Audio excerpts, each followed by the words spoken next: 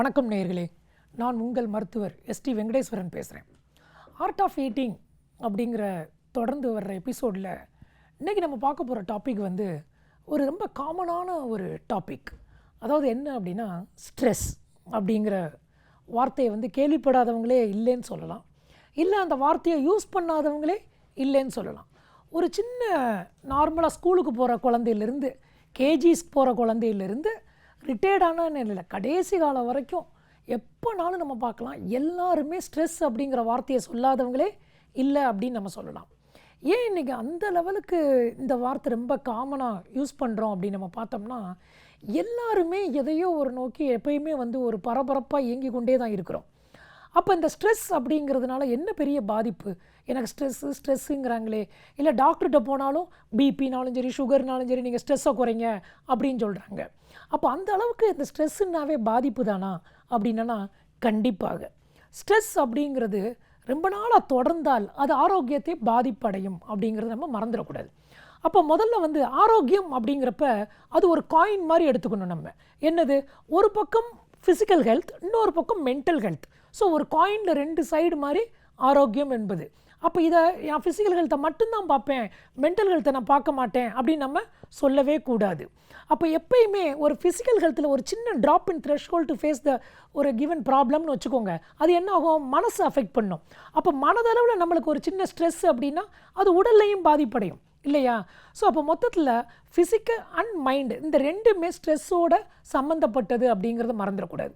உலக சுகாதார மையம் என்ன சொல்கிறாங்க, மெஜாரிட்டி ஆஃப் த டிசீசஸ்க்கு நோய்களுக்கு காரணம் மனம்ங்கிறாங்க.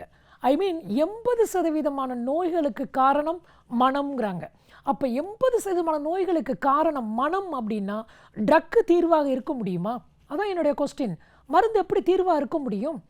உதாரணத்துக்கு டயபெட்டிஸ் எடுத்துக்கோங்க. ஒரு பெஸ்ட்டு மெடிசன் நம்ம எடுத்துக்கிட்டே இருந்தால் கூட ஏன் பல பேர் வந்து காம்ப்ளிகேஷனில் போய் விழுகிறாங்க? அவங்க என்ன நினச்சிக்கிறாங்கன்னா, நம்ம வந்து த டாப் மோஸ்ட் ஹாஸ்பிட்டலில் பார்க்குறோம், இந்த drugs will take care, wonders பண்ணிடும் அப்படின்னு நினைக்கிறாங்க. இல்லை, அவங்க நல்லா புரிஞ்சுக்கணும், அந்த வியாதியோடைய தன்மையை பற்றி புரிஞ்சுக்கிட்டு அதில் அவங்களுடைய வாழ்க்கை முறை அவங்க கையில் மேஜர் ஃபங்க்ஷன் இருக்குது அப்படிங்கிறத அவங்க மறந்துடக்கூடாது. அதை மறந்துடுவாங்க அவங்க. நம்மளோட என்ன சொல்கிறது, வாழ்வியல் மாற்றங்களை ஏற்படுத்தக்கூடியது, ஐ மீன் ஒரு டிசிப்ளின் லைஃப் ஸ்டைல் இருக்கணும் அப்படிங்கிறத மறந்துடுவாங்க. அதனால தான் அந்த காம்ப்ளிகேஷன் நாளாக ட்ரக்கை கூட்டிகிட்டு போகிற மாதிரி ஆயிரும். அப்போ மனதுக்கு மருந்து இருக்கா? கிடையாது. எப்படி மருந்து இருக்க முடியும்? எல்லாரும் மனதும் ஒன்று போலையா இருக்குது? கிடையாது. அப்போ மருந்து தீர்வாக இருக்க முடியாது.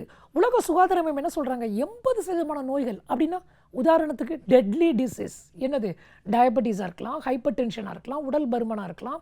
அது மட்டும் இல்லை, இன்றைக்கி நம்ம வாய் புண்ணாக இருக்கலாம், இல்லை அல்சராக இருக்கலாம், தூக்கமின்மை, ஞாபக சக்தி குறைபாடு, அல்சர், ஐபிஎஸ், இந்த மாதிரி சொல்லிக்கிட்டே போகலாம்.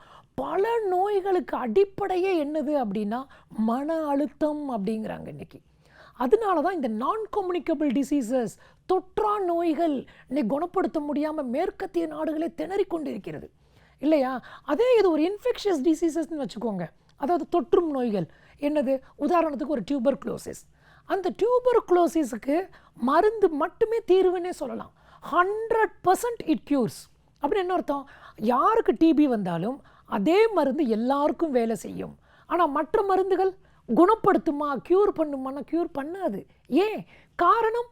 மைண்ட் அப்படின்ட்டான். ஐ மீன் சைக்கோ சொமேட்டிக்ங்கிறாங்க. சைக்கோ அப்படின்னா மனம், சோமான்னா பாடி. அப்போ காரணம் மனதிலிருந்து ஆரம்பிக்குது அப்படிங்கிறத மறந்துடக்கூடாது. இதை thousands of years பேக் யோகி சொல்லிட்டாங்கங்க. வியாதி என்டர்ஸ் த்ரூ மனோமய கோஷாங்கிறாங்க. அதாவது மனம்தான் காரணம் அப்படிங்கிறாங்க. அப்போ மனம்தான் நம்மளுக்கு அலைபாய்து கொண்டே இருக்கிறது. அப்போ யோகாவில் என்ன பண்ணுறாங்க பாருங்கள், நிறையா வந்து உடல் மூலம் பயிற்சிகளாக இருக்கும். ஆனால் அது கொடுப்பது ஃபைனலாக பார்த்தோம்னா மனதை அப்படியே ஆசிலேஷன் இல்லாமல் வச்சுக்கிறதுக்காக தான். அப்போ இதுலேருந்து என்ன தெரியுது அப்படின்னா, நம்ம உடலை மட்டும் பார்த்து பிரயோஜனம் கிடையாது, மனநலத்துக்கு மிக மிக முக்கியம் கொடுக்க வேண்டும். அப்போ மனநலத்துக்கு முக்கியத்துவம் கொடுத்தோம் அப்படின்னா உடல் நலம் ஆட்டோமேட்டிக்காக நம்ம கைக்குள்ளே வந்துடும் அப்படிங்கிறத மறந்துடக்கூடாது. இதை பற்றி மீண்டும் சிந்திப்போம். நன்றி, வணக்கம்.